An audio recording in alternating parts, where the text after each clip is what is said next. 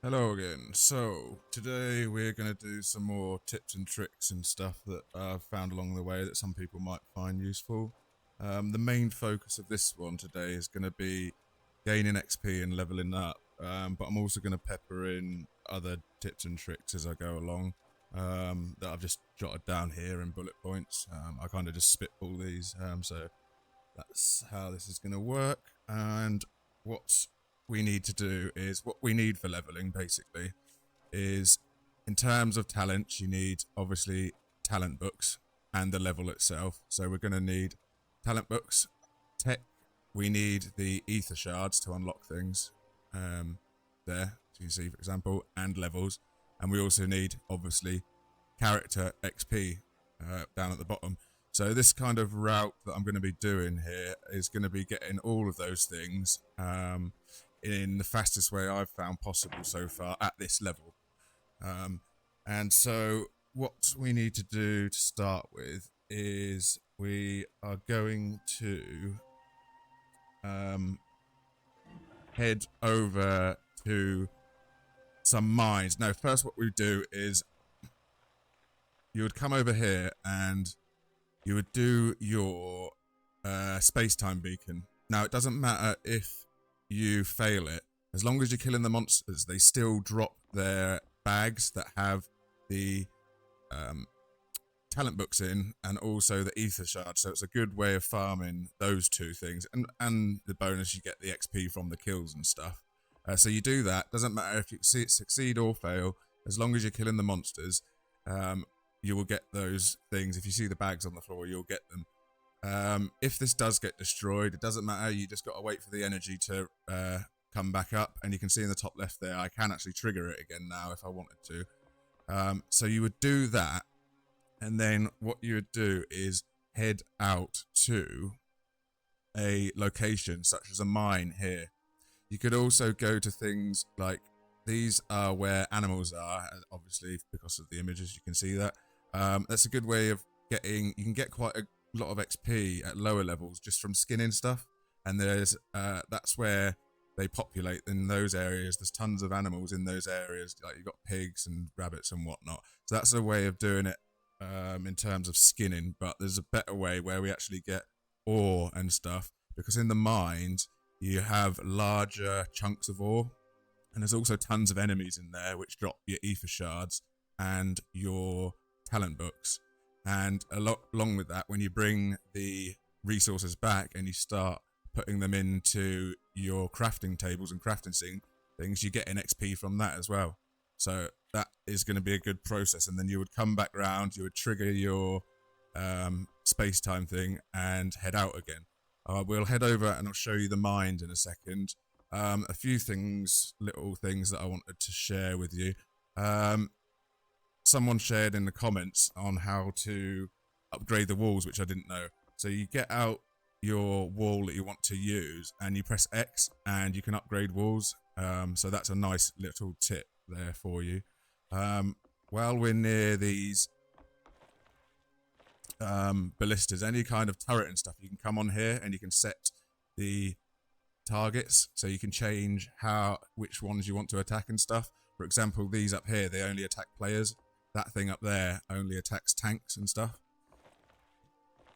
In the space-time beacon, you can hold F as well and come down here and you can upgrade it, and that will increase its durability and stuff. So that's how you do that. Also, while we're talking about leveling, if you've captured some creatures, I call them creatures because they call them on it creatures in there, but the actual NPC players, I'll go and just find one quick. I've got one up here. If you want to level them up, you dump them in a crafting table and you click activate up here, and then whenever you're crafting things, it actually gives them XP. So he should be gaining XP now when this finishes crafting. And you can see I've got him up to level 6. I still haven't figured out how you actually give them talents, or maybe they just have to initially have them. But if you just wanted them as bodyguards and stuff, this is how you would level them up. You'd put them into a crafting table or whatever, and you do it that way. So that's that. when we're about to head out now, so I'm going to get out my car, and that's another tip. I didn't realise, but what you can do, because before I'd built a garage, what you can actually do is you can just empty your vehicle and you can put it just back in your pocket and carry it around with you. So it just has to be emptied, and then you could hold F, and then you go down to this one, reclaim vehicle, and you can put it back into your pocket. But I'm not doing that now because we're just about to head out. We've got some, it's kept the gasoline in it. That's cool. So you just have to empty these storage crates. That's good. It's good to know. So before we head out, is there anything else I wanted to cover? Okay, no. No, I think that's fine for this one. So we'll head out and I'll show you the mines. So this would be what you'd be doing after you have done your space-time beacon. You'd head out to the mines or anything that's near you. That, say, for example, the animals and stuff like that. That'll just give you XP. You won't get the talent books and that. So I'd look for preferably mines because you get resources and stuff. But there are things like this which have little scrubby NPCs, and these are harder NPCs that will have guns, big guns and stuff like that. In the mines, they do have people with guns, but they're only those little scrubbers. They also have some brutes, which I'll show. I keep calling them brutes. I don't know what they are. Just the big dudes, which I'll show you how I attack them because they have giant shields. So someone's already popping off at me. I think that's just one of the little guys, so that's fine. There's normally a brute outside here. Nice miss there.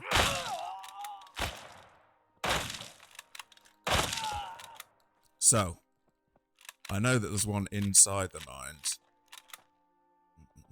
There's normally one patrolling around the outside. Shotguns are great, by the way. If you get them in a headshot, it just one-taps them. And these scrubbers, it actually just one-taps them in the body, which is great. These are the larger chunks that I was talking about.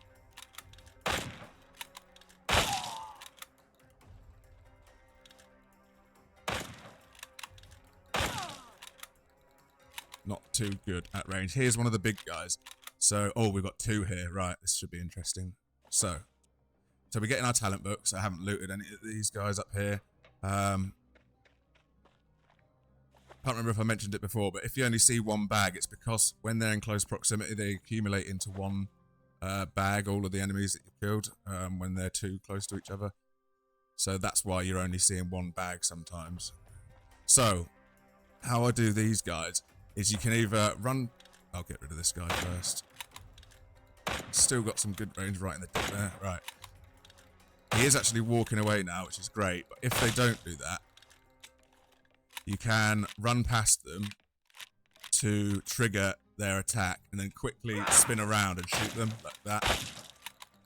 There's also a good way to do it is get them close by and take out these guys quick. Get them close by and then just jump onto something and they'll start walking away. They won't be targeting you anymore, so you can wait for them to come in the range, gets off some headshots.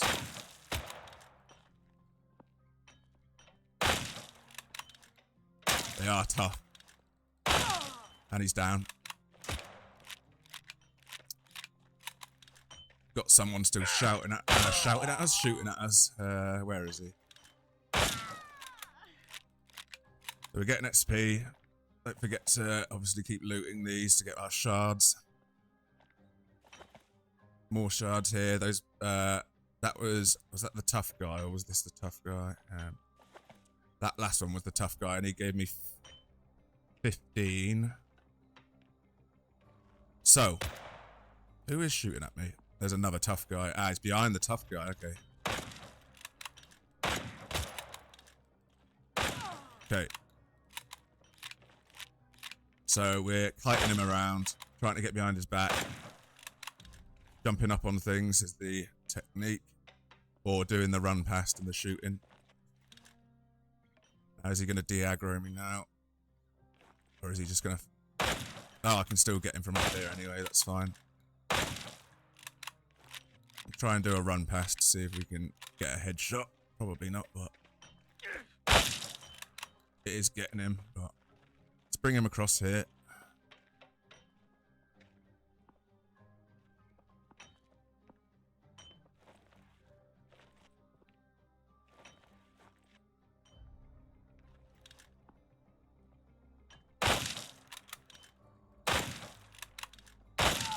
And he's down.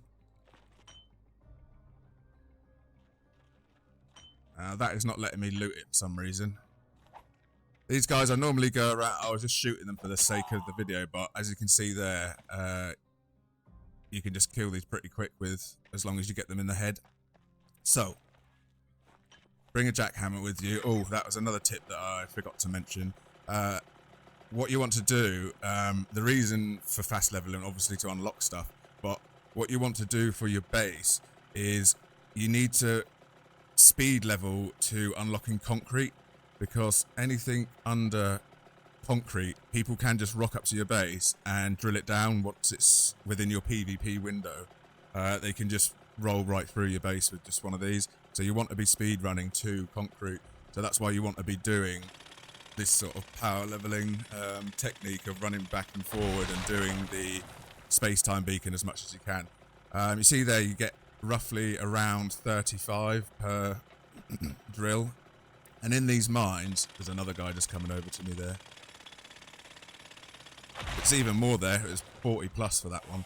I'm just going to get my shotgun out for this, just because there are quite a few.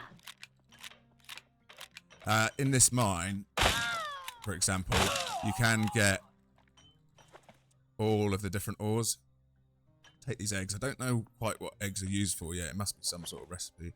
I haven't really gone down the food thing too much. So you'd be going around blasting all of these, drilling through all of the things. Down here, for example, this is tungsten, I think. We'll just check it out. I pressed the wrong button there.